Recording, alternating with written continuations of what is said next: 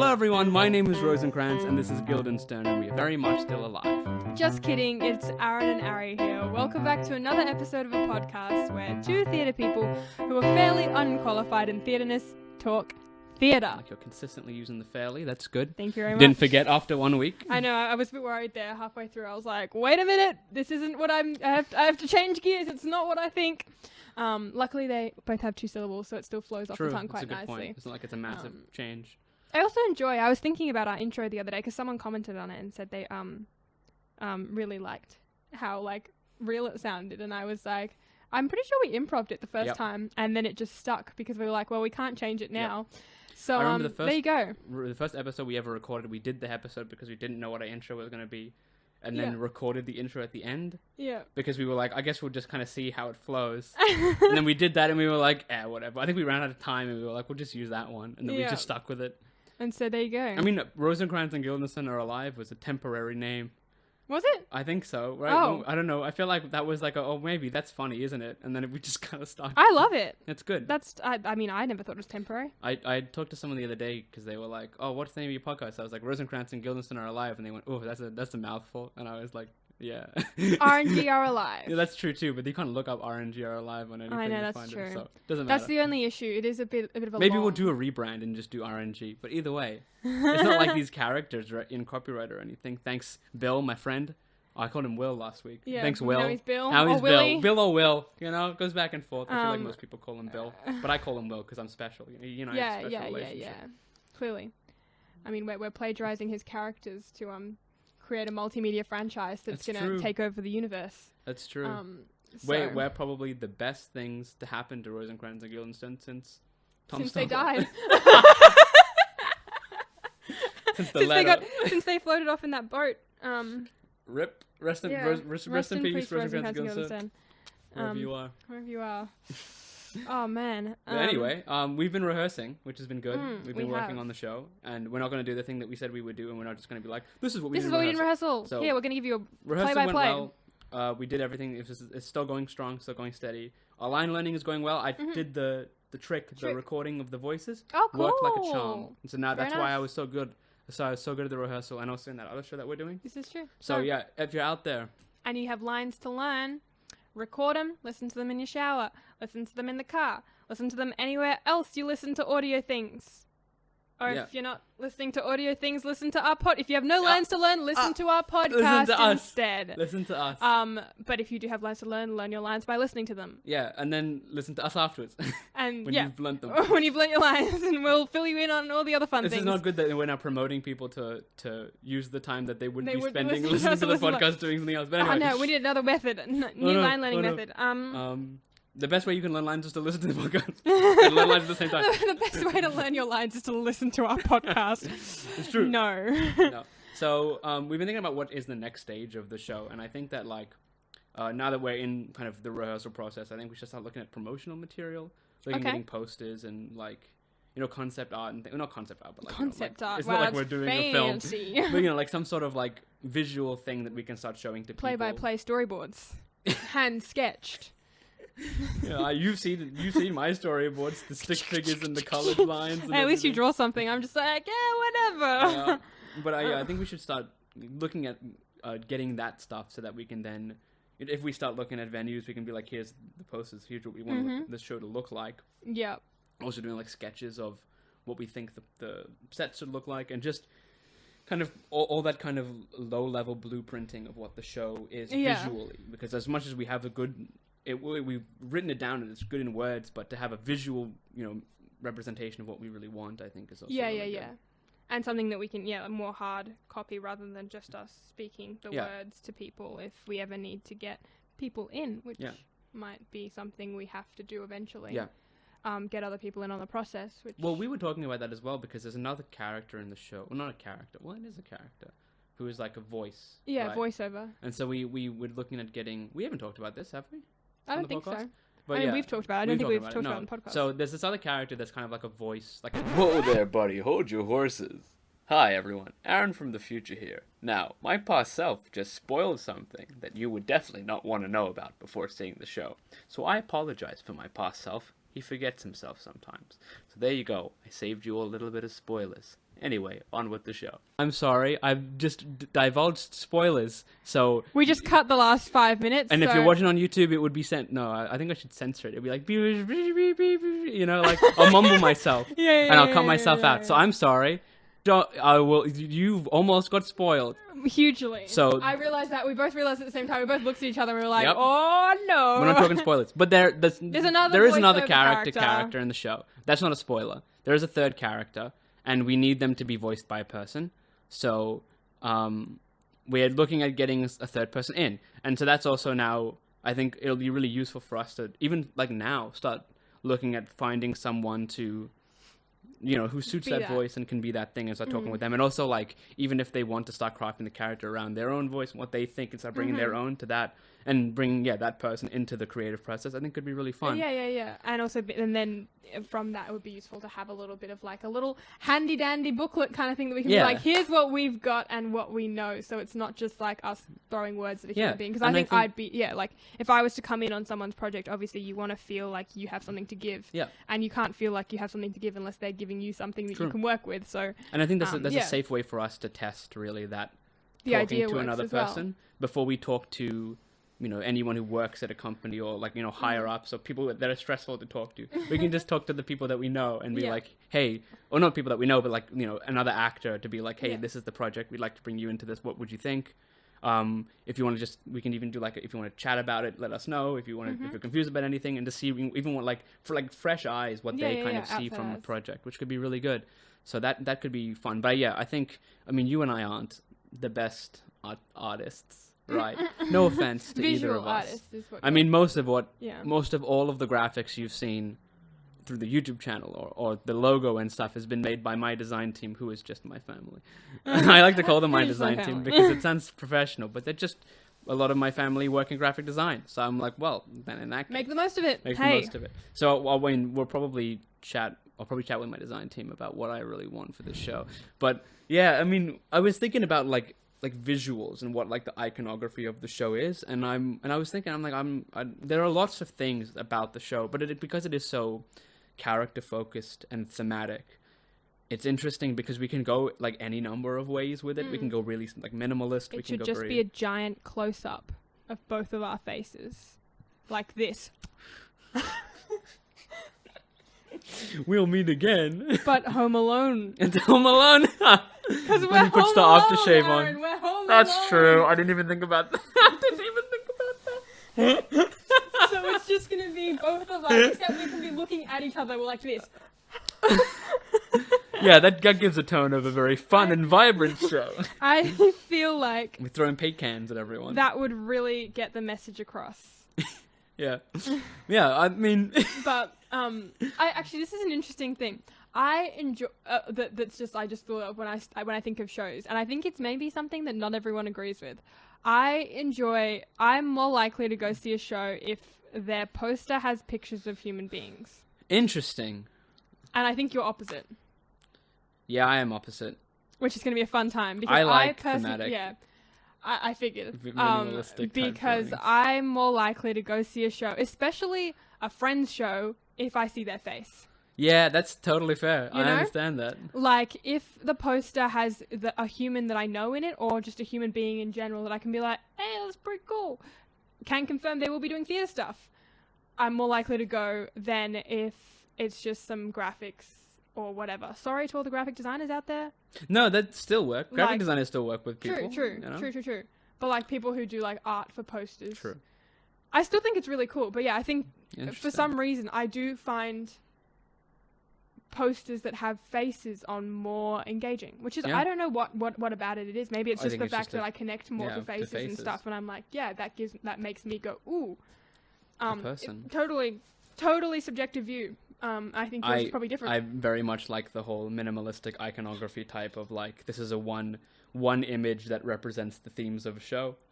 And typically that theme is not people, but I think that this is good then, because we can make a middle ground that I think would be a pretty cool poster. Yeah. Because in my head, little cartoon bitmojis of us.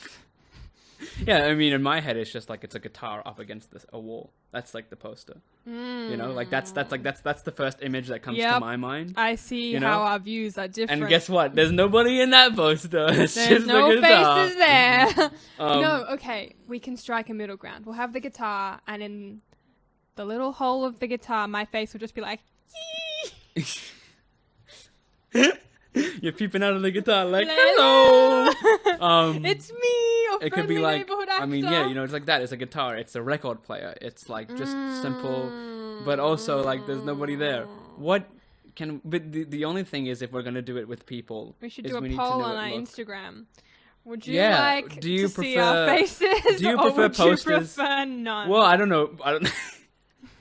I think it should be like, do you prefer posters that have people in them or that are more metaphoric?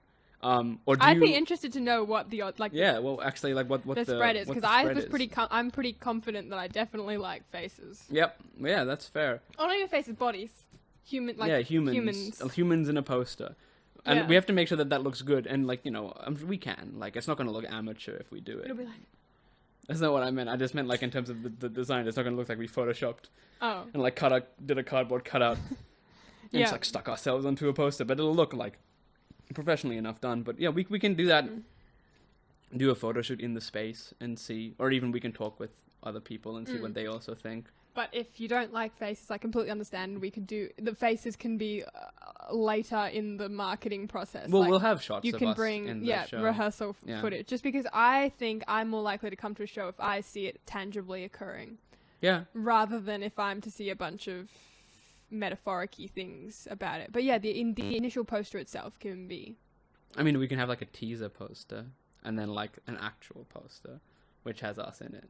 Whereas the teaser posters are like, you know, just images, and they're like small I things. do like your idea of the guitar sitting there. I do really like that. Yeah, you know, there's and that's like, you know, there's images like that throughout the piece, and maybe we should start thinking about what is it during the show that is the biggest striking moments that we can then capture in an empty bottle of honey. Yeah, that's not bad. I mean, that's again like maybe like that's a series of like. We can, like, you know how they always do, like, the 3 days until the show type thing. Like, that could be, like, the background for things like that. Like, those can be supplementary images that aren't mainly the main focus of the promotion, but are, like, additional things that we can put in. Well, maybe this is something that we go away with this week and kind of brainstorm images that pop up to us. Next time we rehearse, we write down some main and things also, like, work come on to us. A main poster. And, like, it would be easier knowing what a poster looks like as opposed to just going like, oh, we'll just go into the space and take photos and figure it out. I think we should try and like, definitely, this is what I think a poster should be, because that is more important than, you know, just faffing around and being like, I don't know. This is true. We also should start looking into like bringing other people in to do tech stuff, which I mean, hypothetically, best case scenario, this third actor who is the voice could also do tech and potentially, lighting. Yeah. Potentially. It would depend on their skill set, comfort, interest in the project, willingness to commit time and effort, and an array of other things that humans don't have lots of nowadays. That's true. But we will be looking into that and maybe letting y'all know how it is, who that person is, how that person, we find that person, all of the above. Or if you are that person and you're out there watching and going, hey, I fit that bill. I feel like every episode there's a call out. There's a call out, yeah. You know, whether it's trying to get a Santa, whether it's trying to get someone to help us out. You know, like every week there's a look forward to the call outs, because one day it'll be for you. We'll be needing that plumber, and you'll be like, Mario. I'm that plumber. What? Mario, you know, Mario, the character of the video, you know, he's a plumber. I know you, by the looks of the fact that you didn't think that was funny, you didn't get my joke. All of you out there, hey, if you're out there and you liked my joke, comment or send us a message and be like, hey, you know what? That Mario joke, I thought that was funny. Why am I confused still? Mario, the character, you know, the video game Mario, right? Mario Kart. Yes, Mario from Mario Kart, right? He's a plumber? He's a plumber. That's his job. That is mind-blowing, folks. I know he doesn't... Did you know Mario was a plumber? Because I didn't know Mario. I thought Mario was a little Italian man that drove Italian cars plumber. and had a chef's hat. It's not a chef's hat. It's like a little red... It's like a cricket hat. Yeah. Chef's hat. Yeah, but that's Mario's I'm surprised, and I have He's to a plumber. What's assume- Luigi? Also a plumber?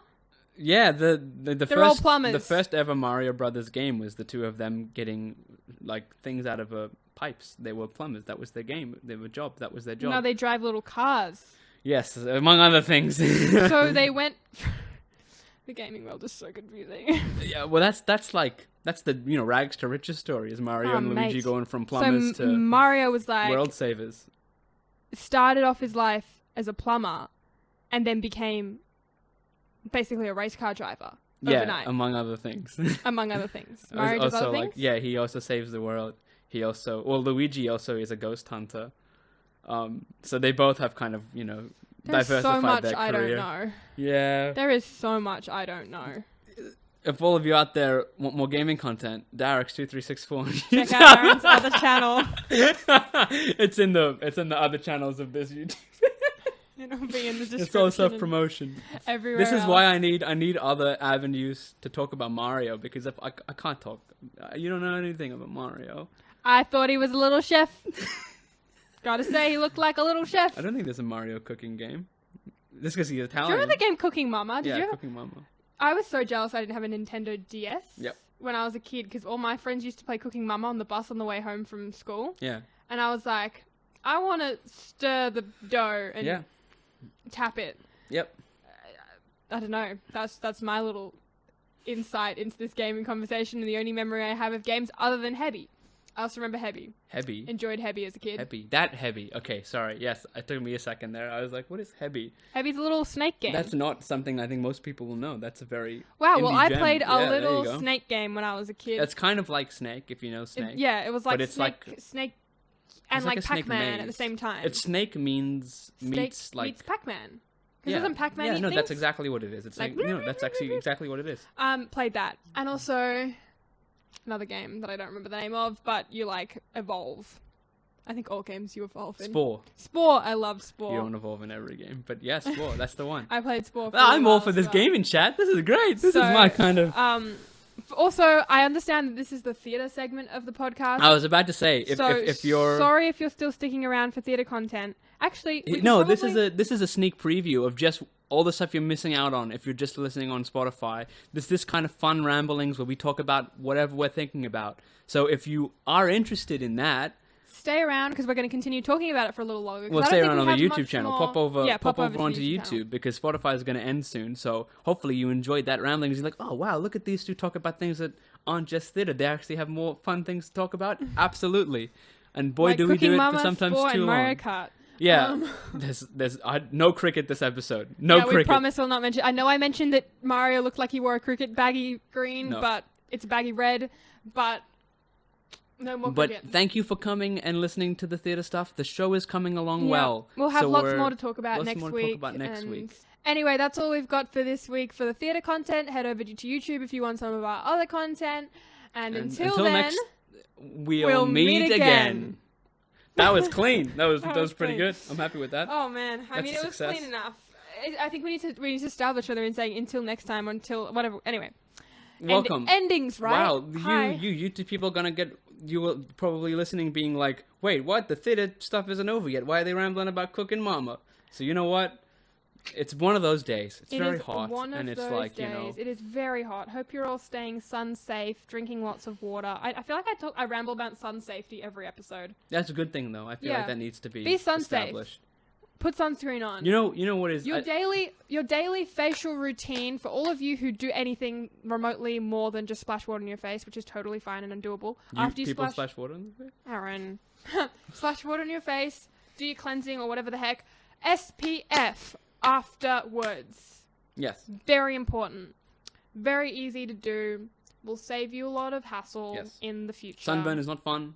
Sunburn is not Very fun. painful. Not good for you. And how easy is it to just chuck a bit of, sunscreen? Invest in some good sunscreen that doesn't make your doesn't make your fin, like a fish, doesn't make your skin feel oily after you put it on, so that you're not like, because that's why I didn't like wearing sunscreen, because it just made me feel greasy. So I invested in some sunscreen that didn't make me feel greasy, and now That's the thing. I didn't even know this was a thing. Yeah, there's like so now non-greasy sunscreen.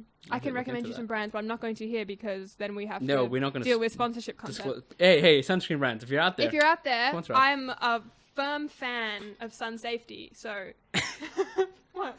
Yeah. So, a firm fan of sun safety. Put that.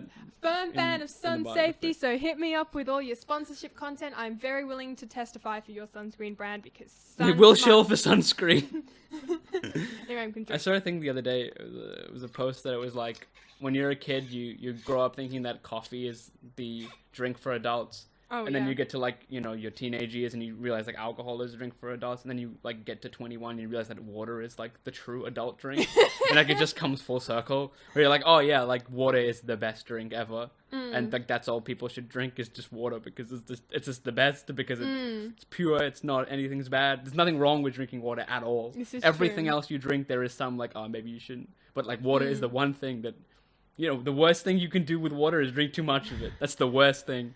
This is true. Which I'm like, this is true. Big fan of water. The worst thing. Shout out to water. Water, if you want to. Today's episode is brought to you by water. Drink more. Nature's gift to humanity. Yeah. Yeah, totally. That's interesting. I still feel like coffee is a drink for adults. I had a brief stint with coffee. It didn't last very long. I was like, no, not my thing. Can't do it. Makes me go all... Coffee's just my thing. If I ever need to wake up early, then I have to take a coffee, because otherwise I'm like... I mean, even then, I'm still like... But coffee's I don't like the taste of coffee. I like coffee with other things. Yeah. Whether it's like a latte or... See, it wasn't even like... I enjoyed the taste of it. I enjoyed the smell of it. I enjoyed the ritual of coffee, and I wish I could partake in said ritual of coffee, but unfortunately coffee and my body don't agree to the point where I literally will sit there shaking for the rest of... I mean, my energy levels are already ridiculously high and frustratingly, like, excitable. So pairing that with coffee, even on a sleep-deprived day, is like... a recipe for disaster, and my hands, which already are very become that's right, people can see this, so yeah, exactly, that's true. So hands that are doing this suddenly, ugh. So coffee and I are not friends. If you've noticed, lots of hands in matcha on the other hand, yes, tea can as well. do tea and coffee, also can not do coffee, tea and matcha, big fan. All good things. Yeah, tea's great. We should have tea on the podcast. We'll do a tea You can episode. come and sit with us, drink your tea, we'll drink our tea. Hey, we'll do an RnG video where we'll just do tea. We'll review tea tasting. Tea tasting. Well, stay tuned for our coming tea soon tasting. tea tasting. That'll be a good episode. Oh, that'll be a great episode. We need to do that. Stay tuned. See, this is why you stay along for these extra talks, because you see these. Because you'll see the ideas occurring. And then when you watch the tea tasting episode, you're going to be like, I saw that. I was there for that.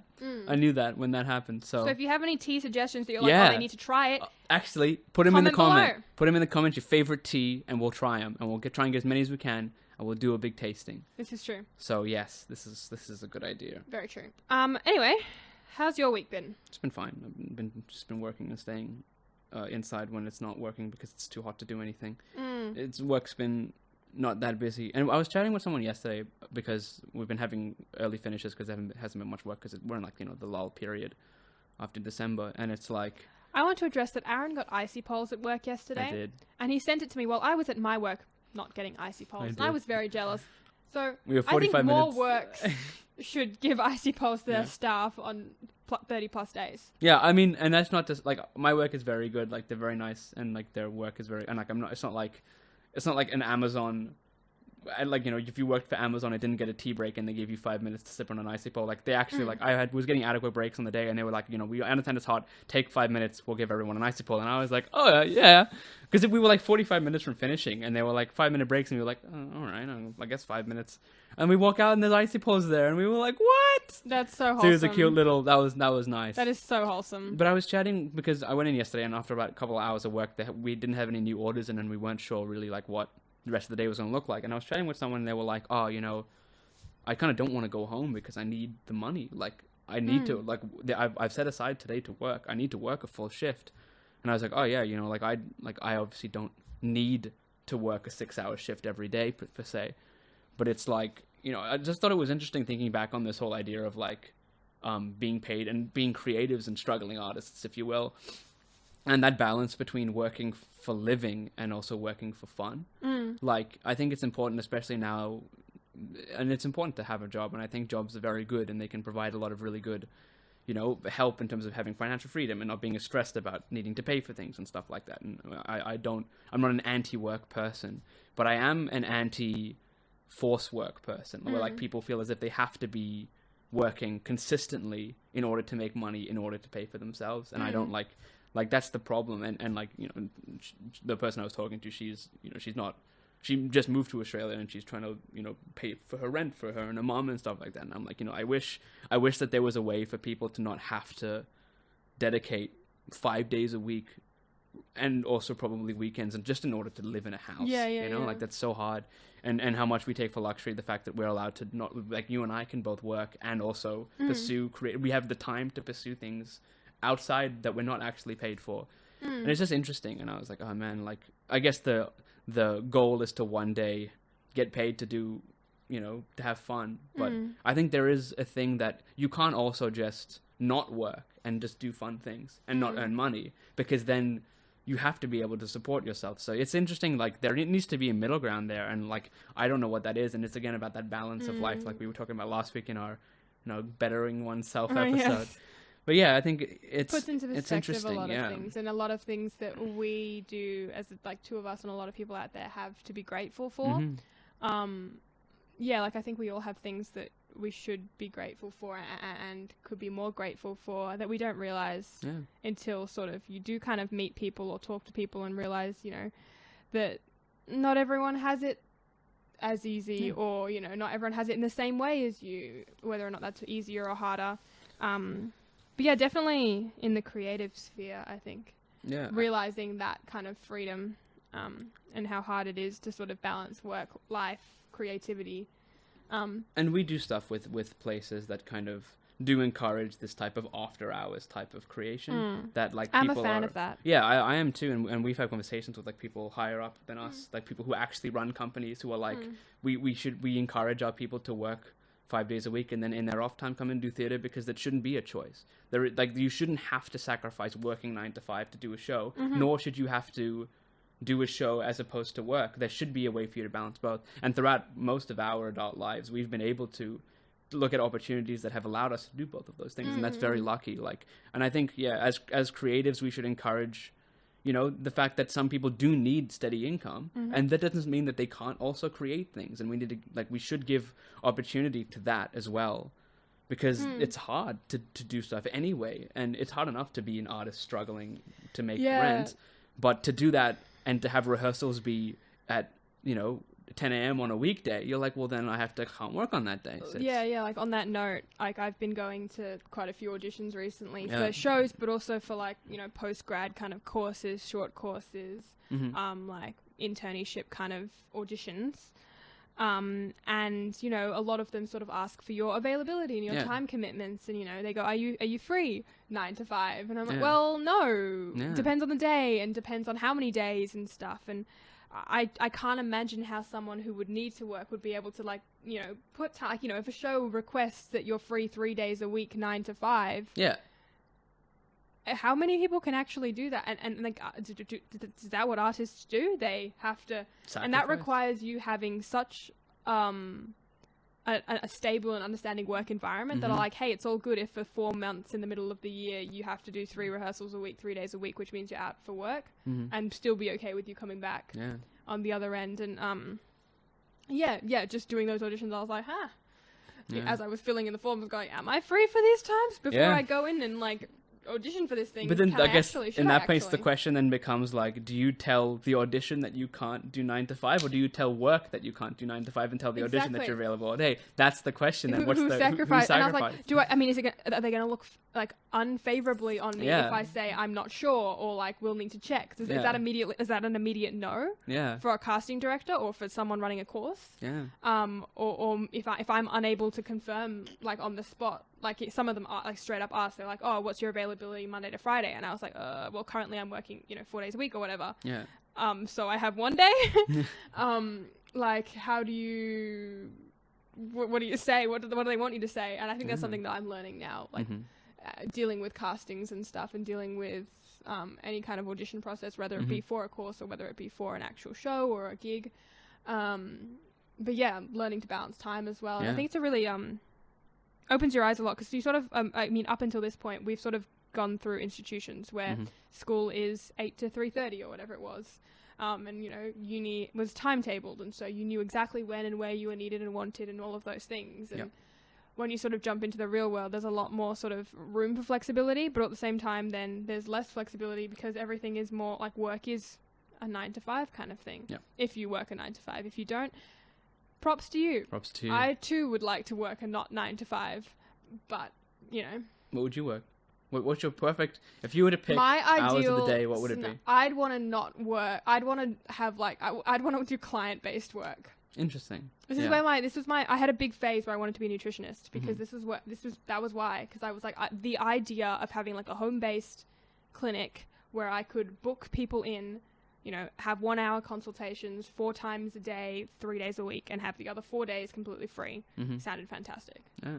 Like that was my ideal, like entirely self-run, not working for anyone else is my ideal, like how life looks if I was to have my way. Yeah. But then I sort of decided that nutrition probably wasn't like where my love really, really lies, and I definitely do need to focus more on acting, and that's why I'm starting to sort of think about avenues into teaching. But I like a shift. Like I like working for long periods of time because I get in a rhythm, but I don't like work. I mean, like I'm not a morning person, and my sleep schedule's a bit whack. So like my perfect shift would be like 11 till 7. That's perfect for me, as opposed to like a 9 to 5. It would be like 11 till 7, because like then I'm back before dinner and can still do things in the evening, but I can still sleep till like 10, which is a reasonable time for me. And that's a wishful thinking. Some places do work like that, and like I think a lot of like nowadays a lot of companies are prioritizing like the fact that some people work at different times of the day. So like they'll have afternoon shifts, they'll have morning shifts. Like some people can work at 5 in the morning, and like that's like some people would prefer to get up early, spend an entire day of work, and then finish and then have the rest of the day free, and like that's also cool. But I think a lot of new like and I see it most in tech, because like tech is usually the place where everyone's like, yeah man, we're like one of those new type companies where like we care about the employees, which is great. Like I don't want to, I said that really kind of like sarcastically, but I really appreciate that kind of a like a management work ethic. Because like then you have the people who can work at 5 a.m. coming in at that time, working up to whatever, and the people who work better later on in the day, as opposed to both of those forcing people having to compromise and both of them doing lesser jobs because of it. I think that's cool.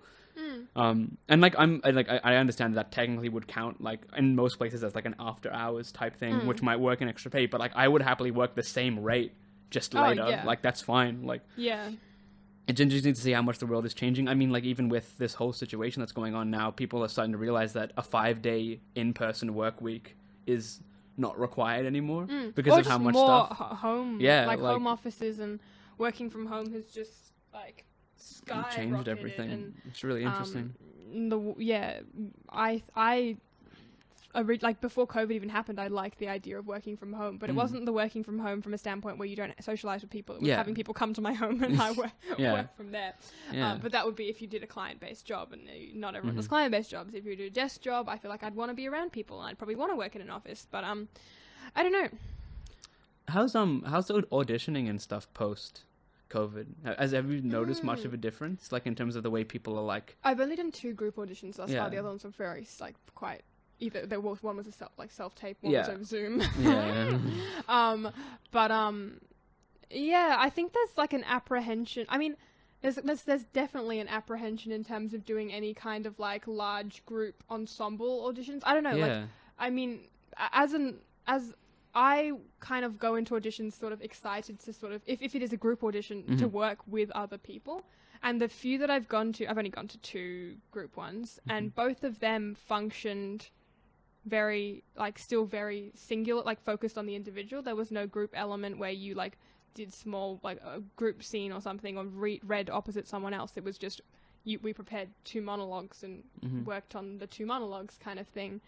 Individually in front of everyone, which is fine, and you get a lot out of that anyway, because it does, you get a lot more critical feedback to yourself. But it surprised me that there wasn't more group focus, and perhaps that's a COVID thing, because there's a hesitancy or an unwillingness to sort of get too close to other people, or put people in places where they're not comfortable. And I think there is a very varying degree of comfort in terms of how willing people are to stand close to someone else or converse without a mask on or whatever. And maybe that's a means of catering. Do you notice like that kind of an apprehension, or is it like it's very like much in the room? It's not like everyone's excited to get back in. We're just gonna treat it as if nothing's wrong. I think there are people.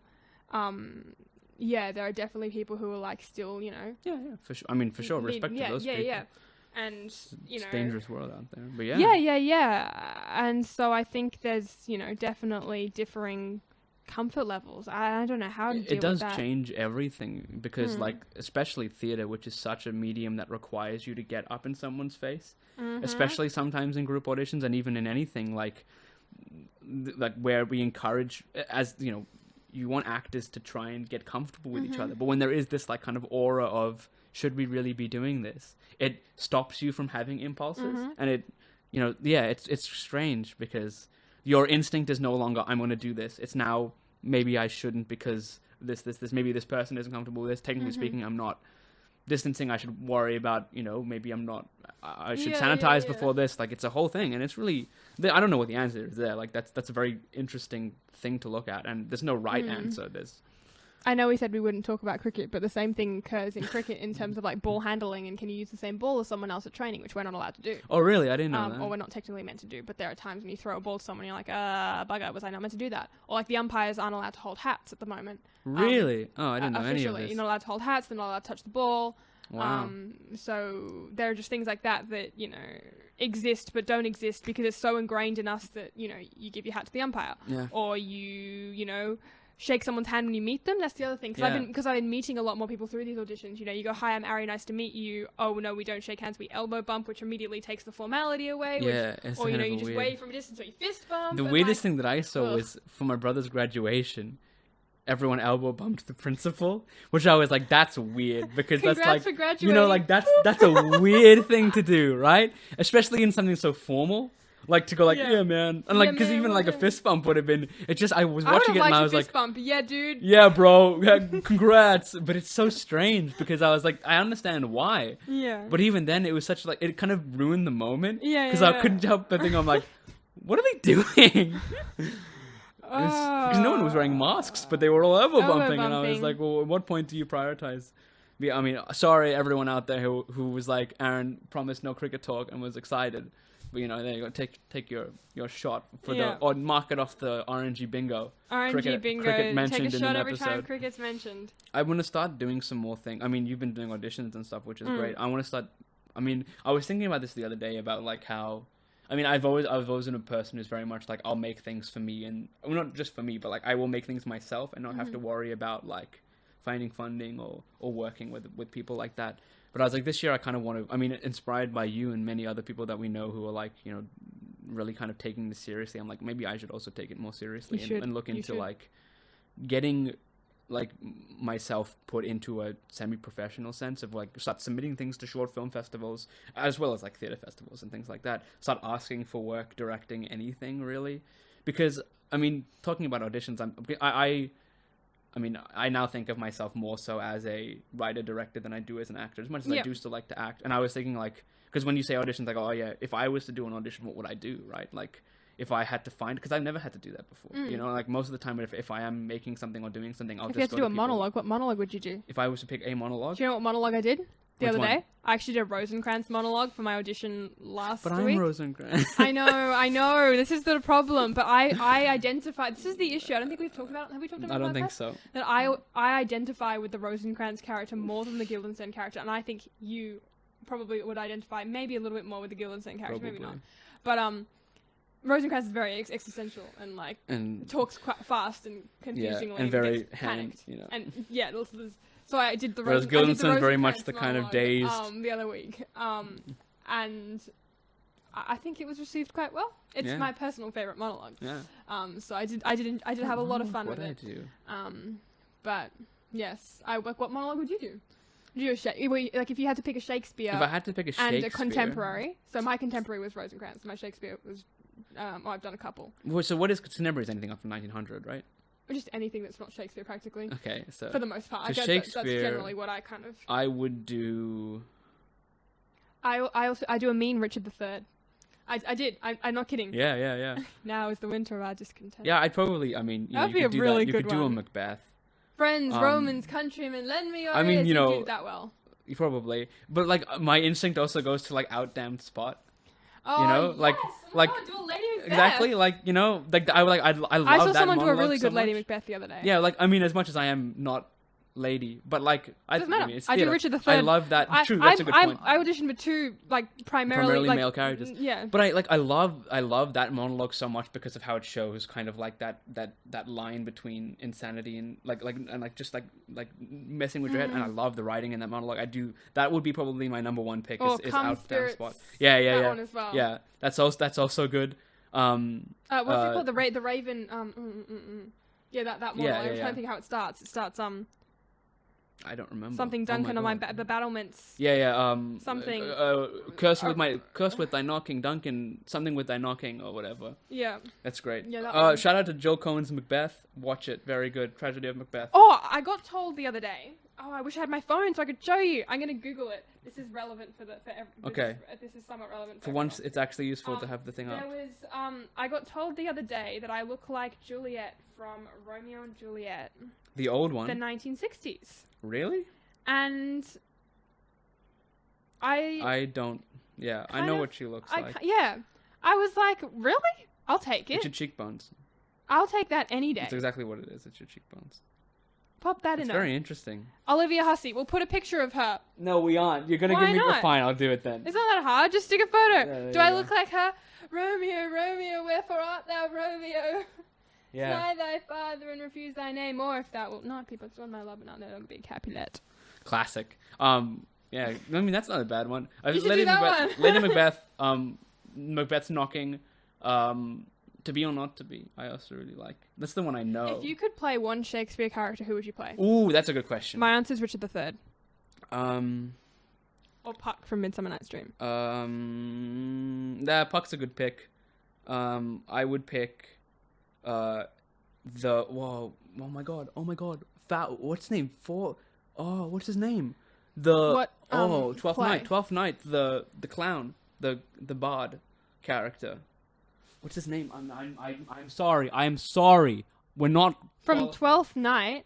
Yes, from Twelfth Night. Oh, we're not qualified. You have to yell. I'm not talking into my microphone. What's Fest? Yeah, it is Fest. Oh, I'd play Viola. Yes. Oh, that's also a good pick. But Festa. That would be really or hard. However you I would not pronounce be it. good He's enough. the fool. He's the king's fool. Yeah. He's my go-to. Any of Shakespeare's clowns, really. The Gravedigger in Hamlet, which I have played before. It was a fantastic role because I love playing that character. That's like that weird, like the one that is of low status but of high intelligence. That is the play on Shakespeare. He always has one in every show to show that class struggle of like the fact that you can be lower class but still have more wit than higher class. Julius Caesar. You'd be, there's, Wow, this is great. We're getting live looking up this episode. Finally, we're actually using the computer that's the been sitting in computer. front of us for. Why isn't it just giving me what I want? I just want to. You want characters? You should look up the characters. I want to be Antony. Oh yeah, Antony's a good pick. But I was trying to think. You'd be. Oh my gosh, who am I thinking of? No, I don't know. Oh well. I love Julius Caesar. I saw a really good version of Julius Caesar where it was played by an entirely female cast. Mm-hmm. Holy moly. Chef's kiss. Good Some of stuff. the best Shakespeare I've seen. I'd also pick Brutus. Brutus. That's Brutus it. is an honorable man. Yes, Brutus, the man himself. What else would I pick? I mean, I feel like we could do Rosencrantz and Guildenstern. Oh yeah. Maybe I feel like that could be okay. Mm-mm-mm. That would be all right. But yeah, I don't know. I mean, of Shakespeare's leading characters, I feel like I'd like to do Macbeth purely because I like to do a Macbeth if they do the full version of Macbeth because I like Macbeth's downfall, and I think that's an interesting thing to do acting wise is to show that descent. Whereas I think Hamlet is just kind of angsty, Hamlet's angsty teen. And I'm like, I don't want to do angsty teen. I feel like Julius Caesar's also really good. I love Julius Richard Caesar. III also really good, but I feel Love like Richard. they have a stature to them, and I feel like I prefer Macbeth's downfall as in terms of showing, to go from a starting point to an ending point, I think there's more interest there than with Julius Caesar or Richard III. Or I mean, we're also not really including the comedies here. What you talk? I mean, yeah, Midsummer's Twelfth Night, Romeo and Juliet. Comedy I don't know if I'd ever do Romeo and Juliet. Romeo and Juliet. I can't think of a character in that show that I'd like I to would play. love to play Mercutio. Oh, of course. Personally. I'm sorry. I take everything back. I take it all back. Mercutio. That is... I would love to play Mercutio. I'm taking everything. Yeah, of course. Of course. Mercutio. There's only one right answer. There's only one right answer as to who you'd want to play. Or Friar Lawrence. I was also going to say Friar Lawrence. For Friar Lawrence, I feel like you have to do interestingly. But yeah, of course, but I would never be the nurse. No, Mercutio, of course. Mercutio. Of course. My man. That's true. A plague on both your houses. Yep. I'm spent. That's good. Yeah, never mind Romeo and Juliet. Yeah. Mercutio and Benvolio. If I was to do a contemporary monologue, I'd probably do something from Godot just because I know it well. I'd probably do Lucky's monologue, which is that 1.5-page rambling. Yeah. Because it also shows that I can learn lines. But but I guess that doesn't really showcase, because this is the thing we were talking about in terms of like auditioning and self-tapes is like, you can do a really good performance, but do you want to do a performance that's, interesting and grounded and real and perhaps more nuanced, or do you want to just do what people want to see? Yeah. And if I was directing something and getting monologues, as much as I would love to see a more nuanced performance, I feel like that's something that we get to in a rehearsal. And like, if I saw someone give a good performance, I'd be like, oh, well, you're already there. Like, how much further are you willing to go? It's like that feedback you gave me for that. So I did a self-tape audition where it was, I would call it a yelling scene. It was a very angry scene. And I sent Aaron 2 versions. I did two or three versions of it. I sent you 2 of the versions, and one of them I'd say was more nuanced, and I definitely sat with it more. And the other one was just kind of me going at it. And you preferred the going at it one from a audition standpoint because you thought that showcased more. And even though and so I found it really hard because I was like, no, but I feel like I'm more real in the other one, even though the other one I went further in one. And so trying to work out which one of those is, the better one. Equally got some feedback from one of the auditions I did about the Rosencrantz monologue, actually. Because I did the Rosencrantz monologue and a Shakespeare, and they made me workshop the Shakespeare because they said that the Rosencrantz one I sat very comfortably in. It felt very witty. It felt very quick. It felt very comfortable. And they you want to see more. Like, what else? So I think, picking monologues is such an important thing. Like, you want to pick ones that you're not maybe 100% comfortable in, because what else are they going to do? True. And also like the Rosencrantz one's very me. So I literally just stand up there and be me. So what else is it? I think is that question. Like, what else can you do? What else can you show us? Where else can you go? Where can you take this? I also really I have a soft spot for the yelling scene in most things, especially if it's built up too well. Like, there's always that one scene in every contemporary drama piece that has there's the big everyone is tears in their eyes spitting at each other kind of yelling scene, and I love that. Best version of that I've seen in a very long time is Coda, surprisingly. Oh, Coda. Which I mean, this is really interesting because it's a yelling scene. It's a yelling scene with no yelling. So that's one of the first movies I've ever recommended to Aaron that he hasn't seen. True, that's a good point. That was one of my first movie recs that I felt like, hey, I've recommended something. Yeah, and I haven't seen it. Well, I hadn't had time to. Me create an incredibly long list of movies. That's a great movie. Very good. But there's a scene in that. Well, there's multiple scenes in that where the whole family are talking to each other and they're deaf. For those of you who haven't seen the movie. And so those scenes are all done primarily through sign language. And it's great because it has the same dramatic effect as a yelling scene without any sort of volume. And it's such fine-tuned acting to be able to do that and to have such an emotional impact to make an audience member go, wow, without one of the kind of the key ways in which those scenes work is testament to every single person in that movie. Like, they did such an incredible job because, you take for granted how much volume kind of adds to the aggression of a scene. Because as soon as someone gets mad, they get loud, and loud noises, it makes everyone anxious. But when you don't have that, and you just have visceral movement and gesture, amazing. Very, very good.